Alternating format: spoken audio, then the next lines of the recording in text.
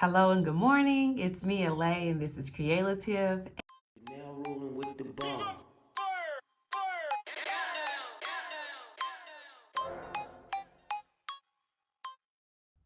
Right now, we're getting ready to walk into chapter 7, where we're going to be establishing our brand guidelines. Now, here is going to be a moment where it isn't a lot of tedious information that you're going to be placed here. You've already dealt with a lot of these things when you were creating your visuals. I believe that was in chapter 4. Your logo, names, and visuals. There are 6 different areas here that you're going to want to pinpoint for your brand, okay? Are you wanting to change anything at this moment? If yes is the answer, then this is where you're going to place it all in one place. So reminder, this is a workbook, okay? So with it being a workbook, there are going to be times where you're going to start going one way and then think, I don't want to do that anymore. Erase it because I have a better, bigger, grander idea. So this place is just a moment for you to kind of put everything that you have as far as your guidelines, and this is going to truly set that standard that we all love when it comes to these brands, okay? We're no longer working towards just being the best salesman, right? We already have a product probably, or we're very new in the process and we're working to push a certain product. So we know where we're going to do. We know what we want to put out. You're just wanting to establish that here so that if you are in the mode of needing a designer for anything, and we'll also get into that in this chapter as well, then this is where you start. Exercise 1, this is just going to be your brand guidelines. Your brand guidelines, like I said before, is just that standard that you're setting for everything dealing with your brand. Number 1 is going to be your logo usage. How are you planning to use that logo? What type of padding does that logo design need, right? If you've created a visual for that logo, then what type of does it have to be centered in a certain way? These are going to be questions that your designer is going to be able to give you.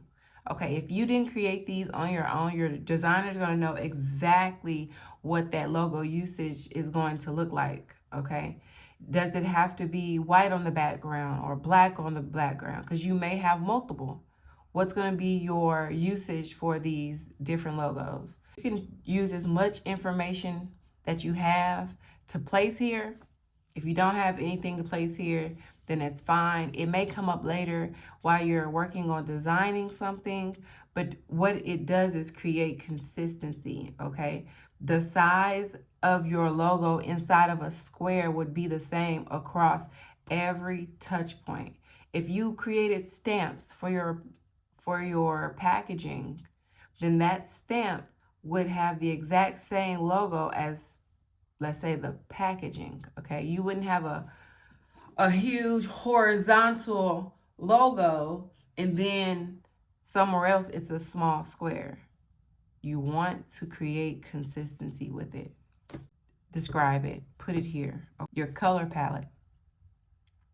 What is your color palette? We already talked about this. You should already have a color palette, but just set it in stone here. Make sure it's neat so that you can literally just print this out for the next person to say, here, I need this done. Because we're getting in a process now where we're no longer going to be doing every single step of our business on our own. When you get to the branding level, it's more tedious, okay? You're going to have to hire somebody. It could be a friend. It could be someone from Fiverr. I recommend Fiverr. I use Fiverr quite a bit myself. What is your color palette? What is the hexadecimal for it? How much of what percentage of what color is what? You're not going to know fully, 10% black, 40% red, and then 50% hazel. You won't know exactly, but you can do your best to try to break that down. Typography, we've already talked about typography. You want to make sure you know what your typeface for each of your touch points, okay? So your header should always look consistent. So anything that's heading your newsletter, your website, your post to Facebook, okay? Those main topics, the header is going to be a certain typography, all right? And then your subheader, which is much smaller than your header, should be a certain typography, even if it's the same as the first one, but italicized, okay? Or underlined or bold. But it is always much smaller. And then you have your paragraph should look the same across the board. This is something that you can change at some point, but you want to just write them down here. What is that font size for your header? Write it here. What is the font size for your subheader? Write it here. So even if you are working in Canva, which I recommend as well, are there other places you can utilize the same information for? Absolutely. Am I sponsored by these places? Absolutely not. Do I have affiliated links? Yes, check them down below. Want to make sure that you're keeping that font sizes, font spacing, anything that you may have special placed in there, you have to remember that. Let's move on. Number 4 is your brand imagery. Those visuals that we created when we were doing our design logos. I saw a design where they created little bones, okay, dog bones, and the little triangle doggy bandanas as their brand imagery, which was then sprinkled across their website. When I say sprinkled across the website, it was literally like confetti on the back page of their main color.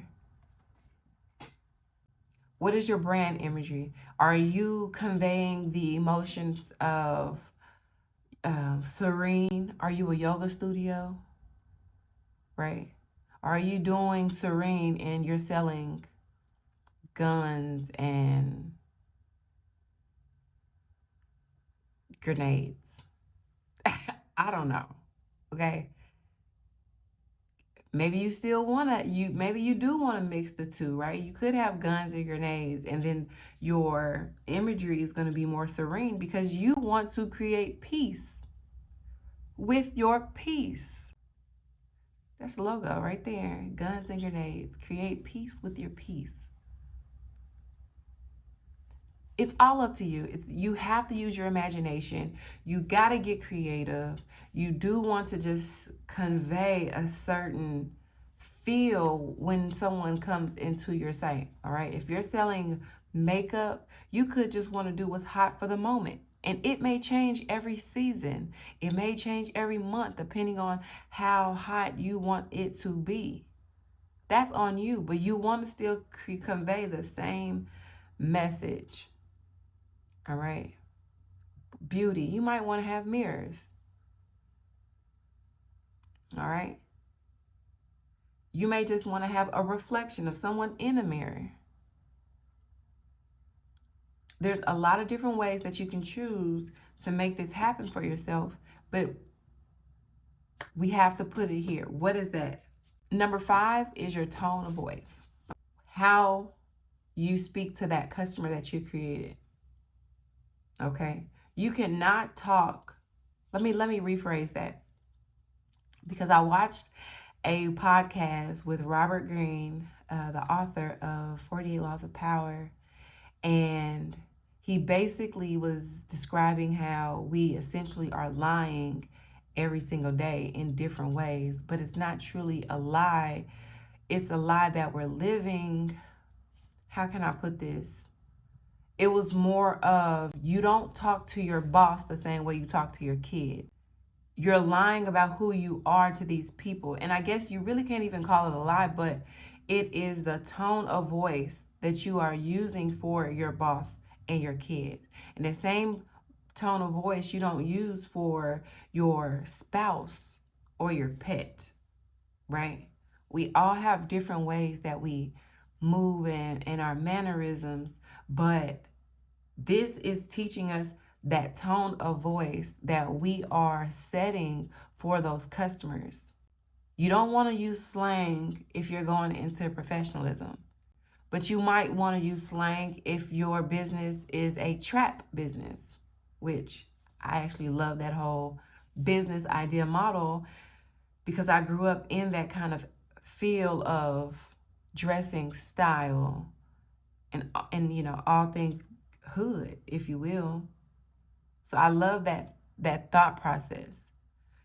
Here in Memphis, there are quite a few trap places. There are very, very, very hot pink, and I don't understand the hot pink aesthetic, but they're usually like hair braiding spots, or like a beauty salon. I guess that's still the same thing. I have never actually visited one, but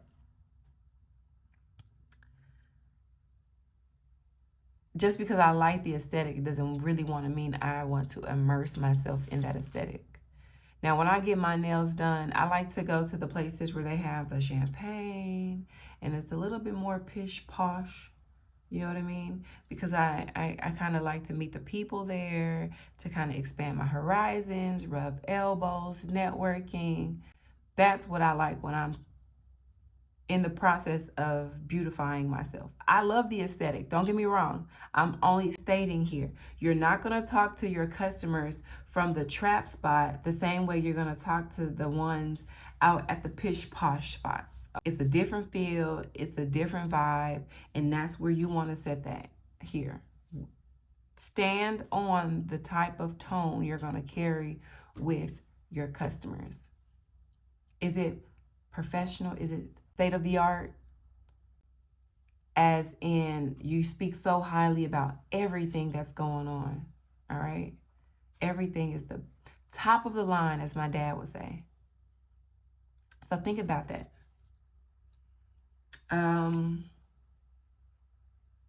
Number 6 is templates and design. So you may want to create your own templates, or you may have a specific layout where it just has a certain feel for your brand, from your website to your everything. So that's it for the first exercise, brand guidelines. Make sure that you are truly working to create your brand guidelines and put a lot of thought behind it. And it's not set in stone, okay?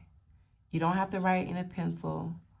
You can write in a pen. You can white it out. But you can also start again. And if anything, I will probably use all this information after I've completed it and put it into a Google Doc so that it can be accessed from anywhere. The second exercise I have here is basically just developing your brand visuals. And I have about 1, 2, 3, 4, 5, 6, 7, 8, 9, 10, 11, 12, 13, 14. I have 14 different types of brand visuals that you could put together for yourself. You may feel that your customer is going to be at the library. Okay, that's fine. How do you get somebody at the library's attention? A business card could be enough. Maybe they'll let you leave business cards there. Or you may think, I might want to stick flyers inside of random books on a certain topic. I don't know how illegal that is. Do not quote me and do not point people my way for this type of shenanigans. But I have seen people with hair flyers go into the beauty supply store and stick it in different packages of hair products. Okay, because if you're in the hair store, you're probably more than likely looking for a product to do your hair. I've seen people do things at Michael's where they'll use a QR code and place it in a random place that only a person picking up the certain item would actually utilize. How long would it take for the store to find that and remove it? I don't know. Is this something you want to use all the time? Probably not. I seen another girl, she took a bunch of flyers with different values of free, 50% off, $100 off, different types of discounts that she could have offered her customers just because she was new and she wanted to bring in those customers. What she did was she went on Instagram, but she shouted out to everybody on her page in that area, hey guys, I'm placing these in this store. If you're looking to get your hair done, I'm offering these discounts. And then she just left them in different places. And then she updated everybody with whoever found them, how they found them, and what their hairstyle ended up looking at the end. It caused engagement. Here are 14 different ways that you can develop brand visuals, and you can create these now using the information you have if you'd like. This isn't something that you need to go create and print out immediately. You may not need all this right now, but you may want to just have it on files for when you do need something like that, where you can't just go in and change the date or update a picture, but it all pretty much has the same template. Number one is going to be your business cards. You can create your business card using all of the things that we've utilized so far. Your merchandise is going to be anything that you're going to be selling to your customers. So you may do, you might have t-shirts. So now you may need tags utilizing your brand. You have your apparel. Apparel is going to be things that you're going to sell to kind of help people be aware of your brand. So I usually have my creaLAtive shirts. I have changed creaLATIVE's logo so much that I am just waiting to find that one. And I think I do have it. And I am hopefully going to be putting those out pretty soon. I don't know what's stopping me. I have all the knowledge. It's on its way. It's on its way. But you may just want to wear it for yourselves. You may just want to pass that out at a pop-up shop, or you may want to sell them. Nothing wrong with either one of how you get it out, but you have to know your audience. You won't sell a t-shirt if they're $50 and your audience is here to buy pens from you. You're selling pens and you have t-shirts for sale. Okay. Nobody's going to stop that. But you have to be realistic. Is that going to sell? Your brochures. Your brochure could essentially encompass all this information that you have that you can place together to have, if you're doing interviews, not even just an interview, but let's say that you have set up an interview with a business or a company to sell your product to.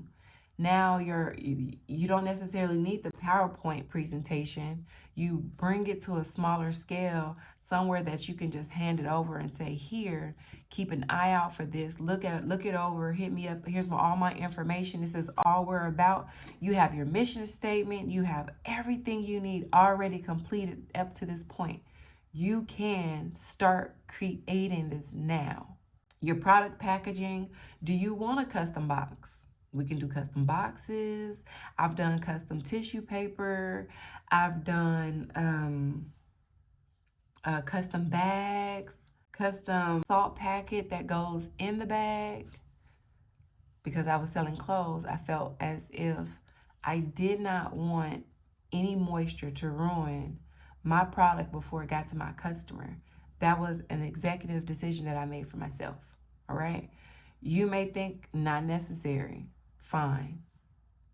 I cannot tell you what's going to be needed and what you're not going to need, but you are going to have an idea. You should think about these different things if you are working towards putting a solid product out. Your digital products, so any pictures that you may want to put out, you may want to make sure your logo's on it. You may want to design a frame for it. But you also want to create that consistency. We want people to look at that digital product, that picture that you've created, to say, oh, I know whose design that is. There is a creator here in Memphis, and I see his murals everywhere. I've met him a few times, but I'm pretty sure that he doesn't know who I am, or he probably is in his world and doesn't even recognize that his work is so profound and noticeable. It's Tunky here in Memphis. I love his design style and how he does murals and paintings and spray paints. but you know it's his. It's these large tune-shaped eyes, this, I don't want to say abstract art, but there is a level of exaggeration in the features, whether it's the gold teeth, a large mouth. But I know I don't even have to look at his signature, which he has an awesome signature too. But I know it's his, and I'm honestly a fan to a point where, like, if he were to make shirts, I would want to make sure I have them, but I would need one with the gold teeth. Okay. Now I feel like I should just reach out to him and be like, "Oh my goodness, I'm such a fan. Have you ever thought about doing T-shirts? Okay, maybe I need to find his website. Okay, I'm fangirling now, and I don't do that often, but he is a Memphis legend in my eyes because he's been doing it for so long, and his stuff is everywhere, and I love it. Moving past it, office interiors, you might want to be thinking about, if you did have an office, what would you be placing in it to kind of brand it for yourself? You could do a mock-up of a building. You could write out something that you want to put, write it out what you would think about that process, but you want to put that on your brain. If you are a brand and you're a business and you're starting out and you don't have an office yet, what does that feel when the people walk into it? Is it sterile white because you're a doctor? Or is it sterile white because you're selling insanity? Like there's always an extreme in any direction you can take it, but what is that for you? Okay. Event booths. If you have an event booth, what is it that you would think you would need? Are you gonna need a table cover? Are you gonna need your what they call it, the backdrop? Do you want the slim backdrop? Do you want it to be a lot? Do you want it to be a little? But let's say you're selling clothes. All right, if you have a clothing brand, you're going to want to get into these different pop-ups or trade shows, because it's going to put you in front of an audience. And that audience is who it is going to either say, I want to buy 1,000,000 of these for my 1,000,000 stores. You want to set that right presentation together to make sure that everybody knows this is a brand. We're not just here. We don't just have a table with a tablecloth and some chairs. I've even seen these wonderful signs, these resin signs this lady makes, where she puts your QR code into like this glass case, but it's resin all on top of it, so it doesn't get, fingerprints and all that jazz. Creative, impressive. You want people to stop at your booths. Signage and wayfinding, I think that's kind of the same thing as, do you want to have your backdrop? The backdrop doesn't have to just be at your pop-up shop. You may just want to have it at the back of the store during any regular time, which is doable. Okay, you can definitely have that happen. Do you have signs coming from the ceilings? Are you creating signs that show people where the bathroom is? When I throw a party, that's like my number one thing I make sure I put up, no matter what the theme is. I want everybody to know where the bathroom is without me always having to stop what I'm doing to say, go down this hall, make that right, and it's going to be your first door on the left. Okay? I create the signs. Just follow the signs. Bright colored. Christmas, they're Christmas lights. Easter, it's Easter egg or a bunny hop into the bathroom. Okay, like you'll know where it is and you won't get lost. Promise. So how do you incorporate that into your brand? Is it the colors? Is it the text? Is it the font? It's all of it. That if you're thinking of like a large store, the men's section, the women's section, the kids. When you go into Walmart, you know it's Walmart. When you walk into Target, you know it's Target. I could blindfold you and drop you right in the middle of the store, and I promise you'll know. I mean, I will give Walmart the the upgrade though, because recently they kind of put that target roundabout in the latest one that I went into, and that surprised me because I was like, hold up. But then when you look at the quality of the clothes and how it's not really full, like the racks don't really feel like come shopping me. It kind of looks like, oh, I've already been shopped on. There's no more here. To me, I knew I was like, they're trying, okay? Walmart has its own level of this is a Walmart. Target has its own way of saying this is a Target. Advertisements, are you going to advertise in a magazine? Are you advertising in a newspaper? What does this advertisement look like? If you needed to advertise, put it together. Create that vision. That vision does turn into a real thing the more you work towards it. Sometimes we don't know what we want until we actually create it and put it into the universe to tell the universe, I want this. I'll tell you this. I have been creating for some time now. And I finally started to take my designing serious and creating like different design poses with my photographer. He would come like every month. And I get an email and it's like, hey, it's so and so magazine.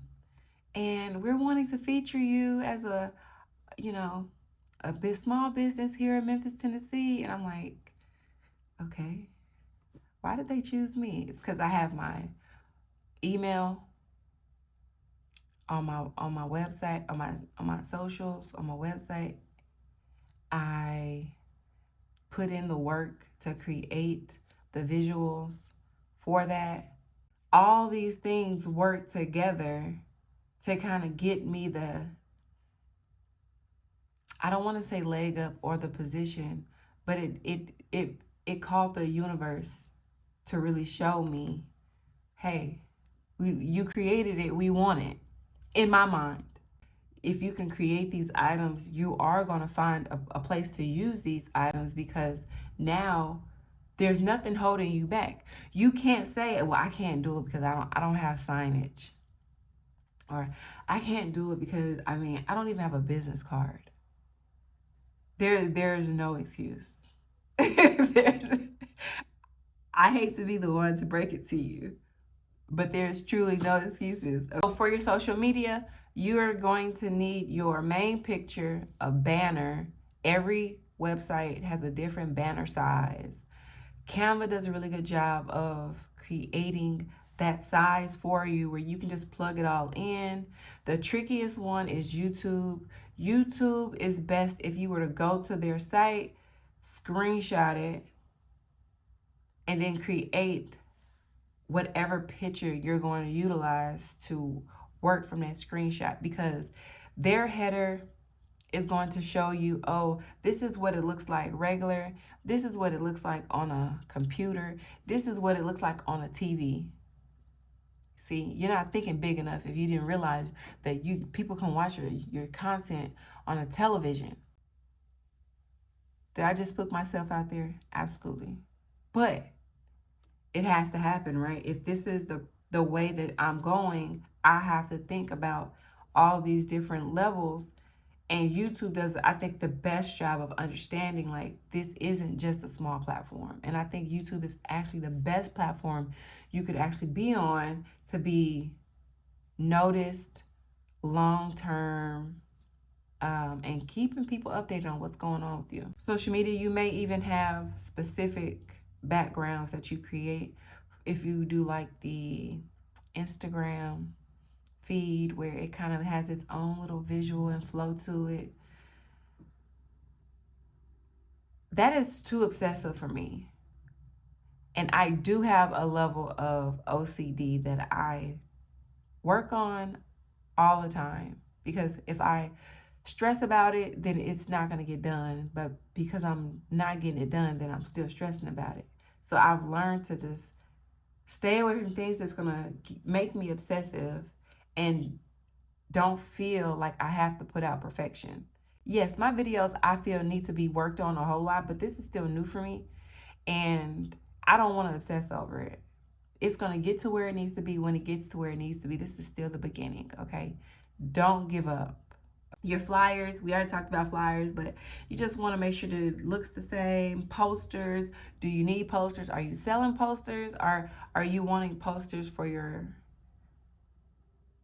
any event, right? You could be giving these posters away. As long as it has your branding on there, you should be fine. And we've already went over it, but online banners. Each online banner is different. You may want to do a banner just for like your Facebook ad. It's going to be a totally different thing from your banner for your YouTube. It should be. I would think it should be, because it's conveying a different message. All right. I hope I didn't talk y'all ears off today. I'm sorry that I didn't really put this into action to kind of create these things with you. Maybe that's something I can do in the future. If that's something you're interested in, please let me know. Please like, comment, subscribe.